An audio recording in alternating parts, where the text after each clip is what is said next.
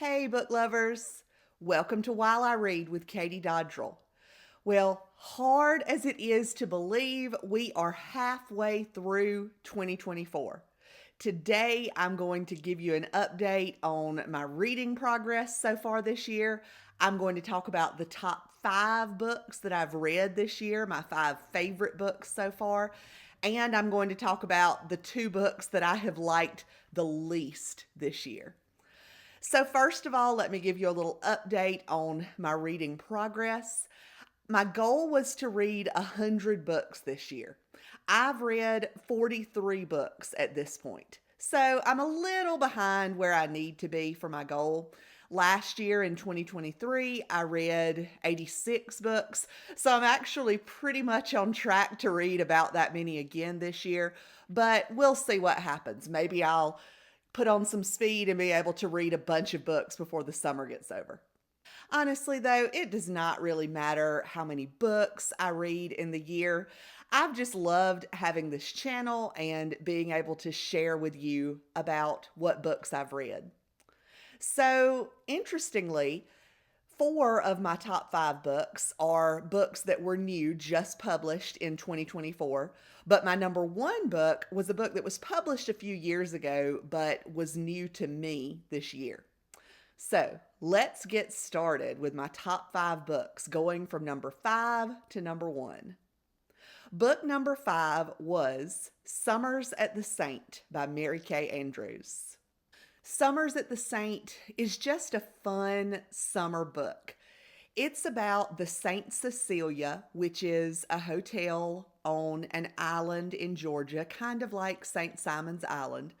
The hotel is run by Tracy Eddings, and she's the main character, although the book also follows some other characters who she hires to work at the hotel. I was surprised that this book turned out to be a murder mystery because I don't really expect that from a Mary Kay Andrews book. But once I got over my surprise, I really enjoyed the book. I loved the beachy southern setting. Mary Kay Andrews just writes the best summer books.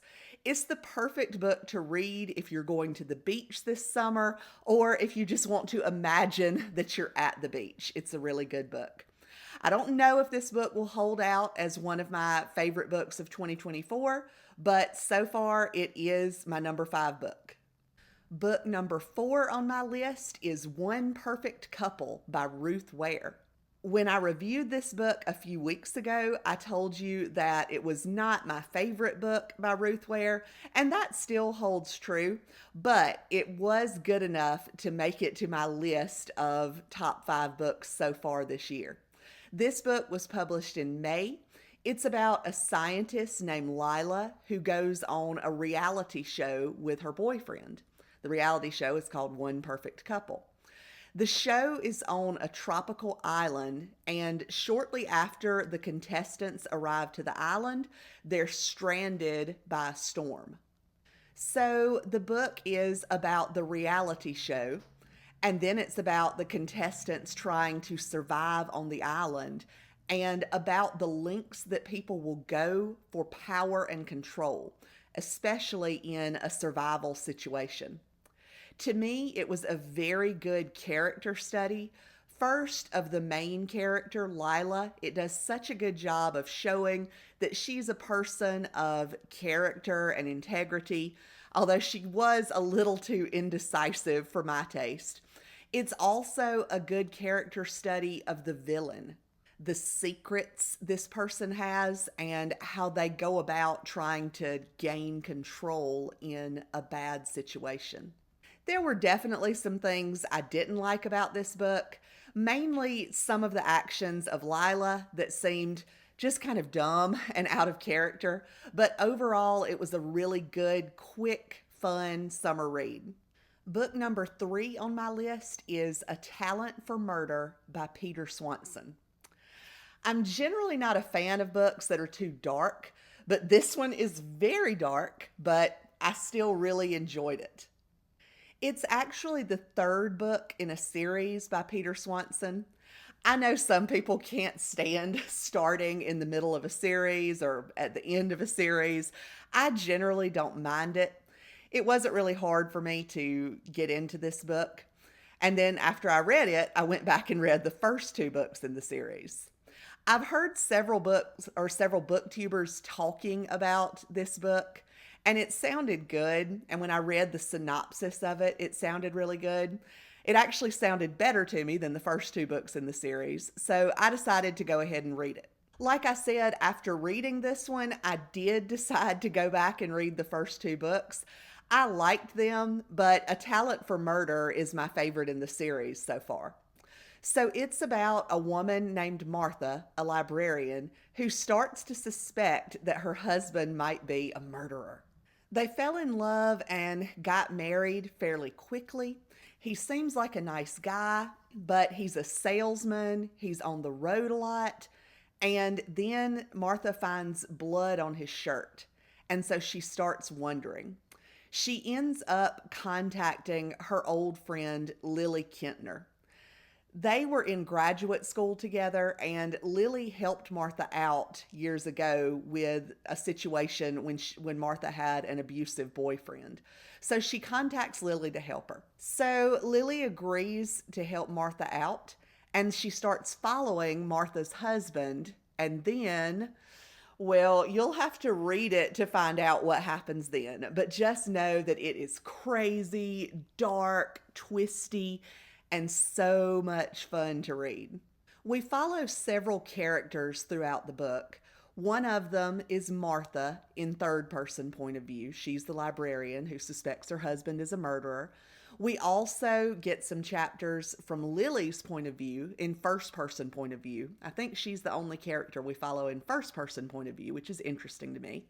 We also get some chapters from the point of view of Henry Kimball, who is a detective who Lily contacts to help her. And she and Henry do have an interesting past together. I really liked the character of Martha, and I loved the character of Lily. It's interesting that Lila in One Perfect Couple, I liked that character, but it bothered me that she was conflicted and guilt ridden about how to deal with the villain of the story, a person who was threatening her life and the lives of other characters in the story. It just really frustrated me that she felt so much guilt about how she handled that situation. Lily, on the other hand, knows exactly how to handle a villain and does not feel one bit of guilt about it. She probably takes that trait to the other extreme. Please note that I am not endorsing any kind of vigilante justice, but I did love the character of Lily. Lily is always calm, always at ease with herself and what she's doing, and she's never conflicted about whether she's doing the right thing. It was because of Lily that I decided to read the other books in this series, which is called the Lily Kentner and Henry Kimball series. Henry Kimball is not a huge character in this book, but he's bigger in the other two books in the series. If you're more of a normal person than I am, you'll probably want to start with the first book in the series and go from there, but I had no problem starting with the third book and then going back. This was a really good, twisty, suspenseful book. Number 2 on my list is The Middle of the Night by Riley Sager. This is another book that was just published this summer, and it was a really fun book that I enjoyed. Riley Sager is pretty much hit or miss for me. Last year's The Only One Left was pretty much a miss for me, but this one was definitely a hit. It's full of mystery, it has Stranger Things vibes, and it's got a lot of 90s nostalgia. It's about a man named Ethan who's 40 years old, and he has just come back to his childhood home in a quiet suburb called Hemlock Circle. When Ethan was 10, he and his best friend Billy spent the night camping in Ethan's backyard. When Ethan woke up the next morning, he found a hole sliced in the tent. Billy was gone, and Ethan didn't remember anything about what happened. Billy was never found, and of course, this had a profound effect on Ethan's life. So, as the story starts, Ethan has moved back to Hemlock Circle and he's reconnecting with people from his childhood, including former friends, his babysitter, the neighborhood bully, some of the parents who were there in the neighborhood, and of course are now getting older. Some strange things start happening that make Ethan wonder if Billy is still around, if someone is playing a cruel joke on him, or if maybe something supernatural is involved. The book goes back and forth between present day, when Billy's trying to figure out what's going on, and 30 years ago in 1994 when Billy disappeared.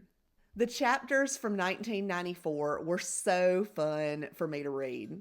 There are a lot of movie and music references that just made me so nostalgic for my own 90s childhood. The book is fun and creepy. It reminded me a lot of Stranger Things. It takes place in July, so it's just the perfect summer read. And my number one book that I've read this year is Runtime by Katherine Ryan Howard. I've talked about this book a couple of times already here. It's just such a good book. I wouldn't be surprised if this book makes it to my top 10 for the year because it's just so suspenseful and twisty. Once I picked this book up, I could not put it down. It's about an actress named Adele who is on a movie set filming a movie, but the things from the script start actually happening to Adele. So the movie is about a woman named Kate who's reading a book, and the things from the book start actually happening to Kate. Meanwhile, the scary things from the movie script start actually happening to Adele. Part of what makes it so good is that it's in an isolated, mysterious location, a huge old house in the middle of the woods in Ireland. There's a huge storm, the power goes out. It's just all very creepy and atmospheric and fun. The whole meta concept of the things from the book happening to the character and the things happening to the character happening to the actress who plays her was just really cool and fun to read to me. I liked Adele, I liked Kate, and I loved this book. Pick this one up when you have some time to read because you will not be able to put it down. So now that I've talked about my top 5 books so far this year, I'm going to talk about the 2 that I just did not like. Looking back through the books that I've read so far this year, these 2 are the only ones that I just truly did not like. I will say that there have been some books that I've started reading and I haven't liked them, and so I've just put them down. I don't count books that I DNF. I know some people do, but if I don't finish a book, it just doesn't count in my books. So these 2 are books that I read all the way through and did not like at all. So the first one that I'll talk about is The Maidens by Alex Michaelides. This book is about a woman named Mariana who goes to Cambridge to help her niece because there have been some murders there, murders of young women. Her niece's friend has been killed, and so Mariana wants to help her niece. So she gets there and she ends up doing her own investigation of what's going on. I thought this would be a fun campus thriller, but it mostly just made me mad. Mainly because there was a professor there, Professor Fosca, who had this group of young female students who followed him around. They're known around campus as the Maidens. The girls follow him around. He has private tutoring sessions with them. He's basically a cult leader. And the girls who get killed are all part of the Maidens. So this professor is the creepiest person on campus. You would expect him to be the number one suspect, but you would be wrong. Apparently, nobody but Mariana suspects Professor Fosca. The police and campus officials act like she's crazy and obsessive for suspecting him. The book did have a really cool, creepy atmosphere, And it feels like the author was maybe more interested in creating these creepy characters and atmospheric setting than in writing an actual believable book. The twist at the end was pretty crazy and not in a good way for me. I know we're supposed to suspend our disbelief when we're reading, but this book just required too much suspension for me. I did finish it, I guess because I enjoyed the scary campus atmosphere and I did want to find out what happened, but it was just not enjoyable for me. I did end up reading another book by Alex Michaelides, The Fury, and I enjoyed that one, but The Maidens was a total dud. My other least favorite book so far this year was A Court of Thorns and Roses by Sarah J. Maas. This book was recommended by quite a few people. I love fantasy. It's also a fairy tale retelling. It's a retelling of Beauty and the Beast, and I love fairy tale retellings. So this book seemed perfect for me. It was not. I actually liked the first part of this book where the main character, Feyre, goes to live in the fairy world of Prithian. She's living on the estate of a fairy named Tamlin. Everything is beautiful and magical, but there are some hints that things aren't quite right, like some deliciously creepy creatures, some mentions of a curse. So I enjoyed the first 30% or so of this book. But then things just went off the rails for me. I don't want to give any spoilers here, but the book just gets violent, bloody, and depressing. I don't see how it can be marketed as YA because there's so much violence and gore in it, as well as some pretty explicit sexual content. I did a whole hate review that you can watch if you want to. So, despite the fact that ACOTAR has legions of fans, it was just not for me. So, there you have it. My best and worst books so far of 2024. Have you read any of these books? What did you think of them? What have been your favorite and least favorite books so far this year? Please let me know in the comments. If you liked this video and you want to see more book recommendations and reviews, please subscribe to my channel. Now, go feed your cat while I read.